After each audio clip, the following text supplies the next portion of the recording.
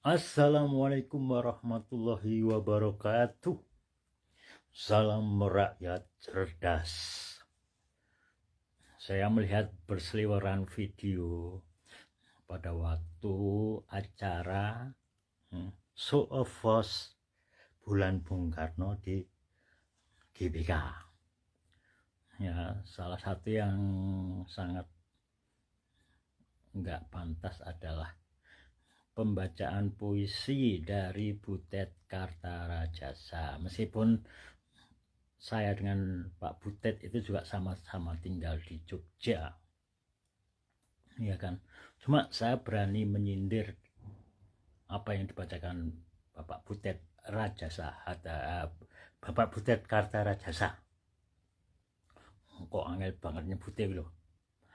Ya, pada waktu itu dengan bangganya Pak Butet membacakan puisi, menyindir dengan capres-capres lain.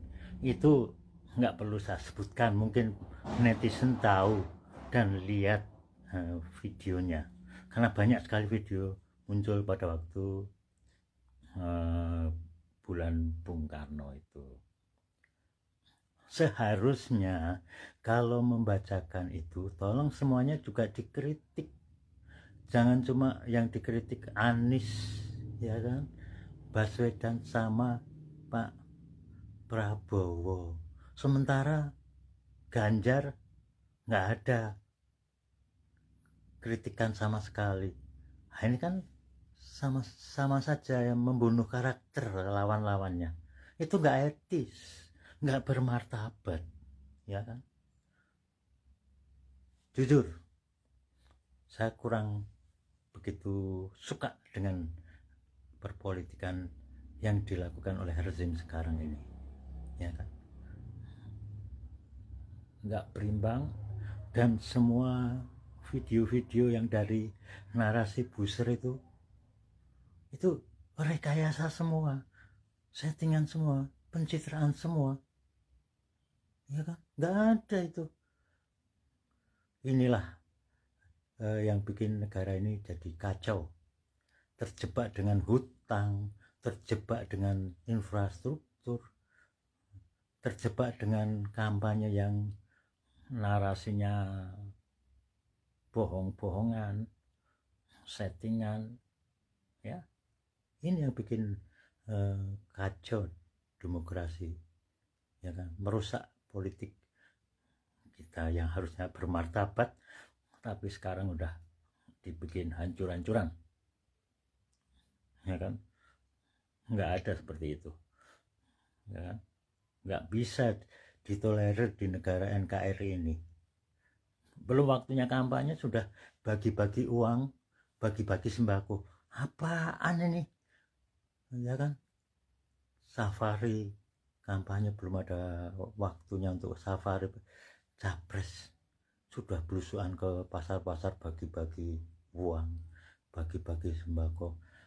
Himbauan kepada rakyat, terima aja uangnya, terima aja sembakonya. Jangan pilih capres yang memberikan uang dan sembako, termasuk parpolnya, pengusung. Ingat itu,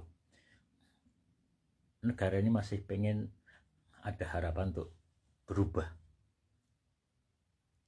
Jadi sudah nggak zamannya lagi kampanye bagi-bagi uang dan sembako. Terima aja, tapi nggak usah dipilih. Itu, ini sebagai referensi, ya. Assalamualaikum warahmatullahi wabarakatuh. Salam rakyat cerdas. Aturan kebinatangan dalam berdemokrasi. Faisal Asgaf.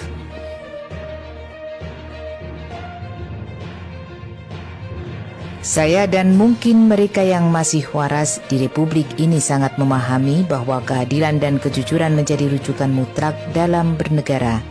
Kedua prinsip itu menjadi landasan untuk memastikan segala praktek penyelenggara negara tidak semena-mena kepada hak kehidupan manusia. Tapi faktanya, terlalu banyak kebohongan demi kebohongan dipamerkan oleh kekuasaan yang manipulatif, koruptif, dan hipokrit. Pintu masuk praktek kekuasaan yang menyimpang tersebut akibat sistem pemilu yang didesain secara curang dan tidak berkeadilan, di mana sistem seleksi calon presiden, wakil presiden, dan para kepala daerah dibatasi oleh kesepakatan ambang batas oleh undang-undang secara jelas. Dengan cara itu, partai politik dan rakyat dijebak dengan berbagai modus politik transaksional dan intervensi kekuasaan. Sebut saja soal presidensial threshold 20% sebagai syarat capres dan cawapres adalah aturan kebinatangan dalam berdemokrasi. Aturan ambang batas 20% tersebut sangat jelas adalah pemufakatan jahat untuk memberangus hak kedaulatan politik rakyat melalui pilpres. Bukan hanya rakyat, tapi sebagian besar partai politik kehilangan hak berdemokrasi secara adil untuk mengusung putra-putri terbaik bangsa sebagai calon pemimpin nasional. Presidensial threshold 20% capres-cawapres yang sangat tidak adil itu telah berkali-kali digugat oleh elemen rakyat, tapi oleh MK dipertahankan. Tentu sangat menyakitkan.